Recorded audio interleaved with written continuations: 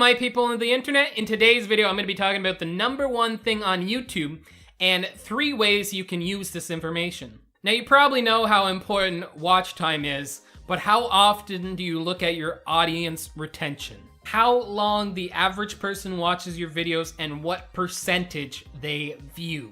And like, we tend to get so obsessed with subscribers and views that we forget that the #1 thing is audience retention. So let's talk about 3 ways to get better audience retention. Number 1, really hooking your viewers from the start and letting them know what the video is about. The thing is, today there's so many distractions and people will easily get distracted if they don't know what your video is about, and they'll just get bored if it's all over the place. So you really gotta tell them in the first 10 to 15 seconds what your video is gonna be about, what kind of things you're gonna be talking about.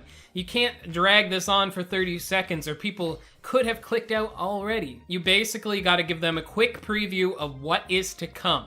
For example, in this video, I said, in today's video, I'm going to be talking about the #1 thing on YouTube and 3 ways you can use this information. This really helps you know what the video is about and what you're getting into. Now, before I get to number 2, consider subscribing, hitting my notification bell, as I'm going to be posting videos 3 times a week. Number 2, a call to engage.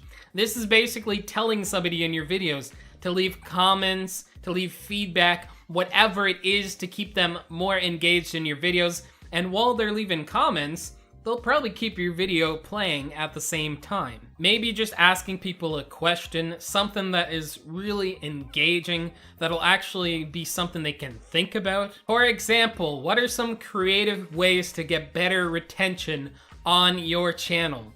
Let me know down below what you guys think. And let's go to number 3. By the way, I'm going to be giving a bonus tip after number 3. Number 3, scripting your videos, or at least planning them out. Like, it can make such a big difference having a plan or having a story towards your video and really making things flow really well. Like, sure, you might want to improvise and all, but it's going to be a lot more engaging if you actually have things planned out. So it's not like all over the place and people don't know, like, what the hell is this guy even talking about? Like, seriously.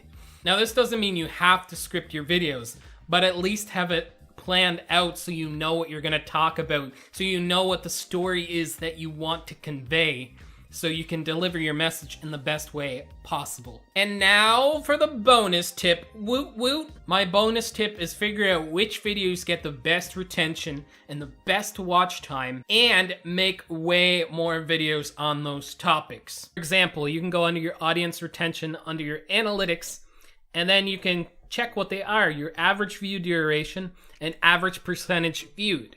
Now, this one got 57%, but it was a shorter video, so it only got 1 minute and 29 seconds. And this one got 42%, but it got 3 minutes and 21 seconds. So clearly, making more videos like this is a good idea. And that was my how to grow on YouTube using Twitter. So I could make more videos along those lines, because that gets really good average view duration and average percentage viewed. Plus, it gave me the most watch time minutes out of all of my videos. So this can really help you know what types of videos to make in the future by audience retention and watch time, which will improve your channel in the long run, and you'll have a lot more success and a lot more money. I would know because I make $4 per month. Anyways, guys, I hope you got something out of this, and until next time, your friendly neighborhood bad outros. Leave a like, comment, subscribe, all of that good stuff.